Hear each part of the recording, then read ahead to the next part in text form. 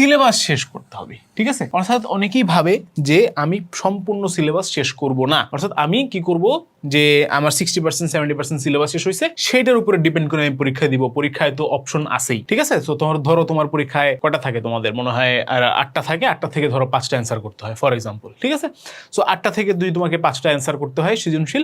তো তুমি ধরে নিলা যে তুমি আসলে বেসিক্যালি ম্যাট্রিক্স পড়বা, তারপরে ধরো সরল রেখা বৃত্ত পড়বা, হ্যাঁ কঠিন একটা চ্যাপ্টার ধরো ইন্টিগ্রেশন ডিফারেন্সিয়েশন ইন্টিগ্রেশন তুমি বাদ দিয়ে দিলা। তো এইখানে স্যাররা একটা খুব চালাকি করে। স্যাররা যেটা করে, স্যাররা হচ্ছে কোশ্চেন মিক্স করে দেয়, এক চ্যাপ্টারের সাথে আরেক চ্যাপ্টারের প্রশ্ন মিক্স করে দেয়। দেখবা ছোট বাচ্চাদেরকে একটা সমস্যা হয় যে ওরা আসলে সবজি খাইতে চায় না, ঠিক আছে? সো কি করে, বাট ওরা আসলে দেখা যায় যে স্পাইসি না, মানে একটু মজাদার ফুড, যেগুলো ধরো সসওয়ালা ফুড, ঠিক আছে, পাস্তা, চিকেন ফ্রাই, এই ধরনের খাবার খাইতে চায়। এখন মারা কি করে, দেখা যায় যে একটা মিল বানায়। হ্যাঁ, মিলটা কিরকম হয়?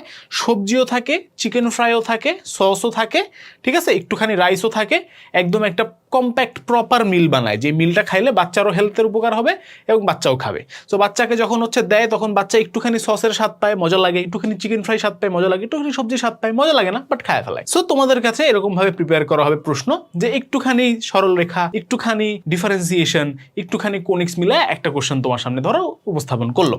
এখন যেই বান্দা সিলেবাস ফাঁকি দিয়ে গেছে, স্কিপ করে গেছে, সে তো কোনিক্সের সবচেয়ে সহজ ম্যাথটাও পারে না। y = 4ax এর এই যে একটা মানে কি বলে প্যারাবোলার সমীকরণ, এখান থেকে তোমার বিভিন্ন ফোকাস টোকাস বের করতে হবে, সেন্টার বের করতে হবে, এইটাও পারে না। তো ওকে যাই দিবা ও তো খাইতে পারবে না, সেটা হজম হবে না ওর। তাহলে এই জায়গাতে হচ্ছে তোমরা ধরা খাও যে সিলেবাস শেষ না করে পরীক্ষা দিতে গেলে। সুতরাং সবসময় মনে রাখবা যে তোমার একটা চ্যাপ্টার কখনো 100% তুমি শেষ করতে পারবা না। আমিও 100% পারি না ভাই, আমি অনেক কিছু ভুলে যাই, আমি ভুল করি, আমি অঙ্ক করাতে গেলে অনেক কিছু ভুলে যাই, ভুল হয়ে যায়, ভুল করে ফেলি, হাবিজাবি সমস্যা হয়।